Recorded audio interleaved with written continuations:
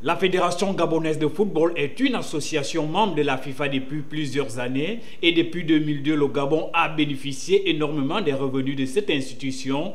Des dizaines de millions que les présidents fédéraux passés à la tête de la FEGAFOOT servent à leur guise et dont certains pensent qu'ils ne doivent pas les justifier. L'improvisation des missions bat son plein. Parfois, les déplacements avec les différentes sélections se transforment en loisirs familial ou amical, d'où on trouve au sein des délégations les femmes, les enfants, les frères, les sœurs et les amis des dirigeants du football gabonais, tout frais payés par la fédération. Depuis Placide Nganjas à Léon Ababé, aucune réalisation ne s'est faite.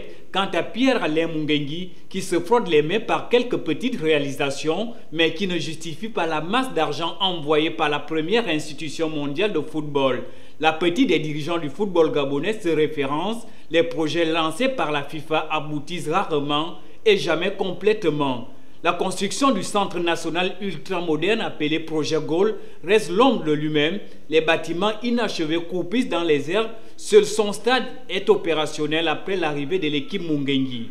Au niveau national, aucune réalisation n'appartient à la FEGAFOOT. En les cherchant bien, on ne retrouve pas l'illustration des millions de la FIFA au Gabon. Quand on connaît le fonctionnement de cette institution et on regarde le silence de la FIFA sur ces détournements visibles, on se pose la question si la FEGAFOOT n'est-elle pas en complicité avec certains gestionnaires financiers de la FIFA. Le cabinet d'audit appelé KPMG, qui fait les audits sur l'utilisation des fonds, est considéré par certains comme étant un service à l'appétit des présidents fédéraux. Parfois, le vote du président de la FIFA peut être un maillon permettant à certaines fédérations d'avoir de l'influence sur la FIFA. Un continent comme l'Afrique dispose plus d'associations, au total 52 sur 209.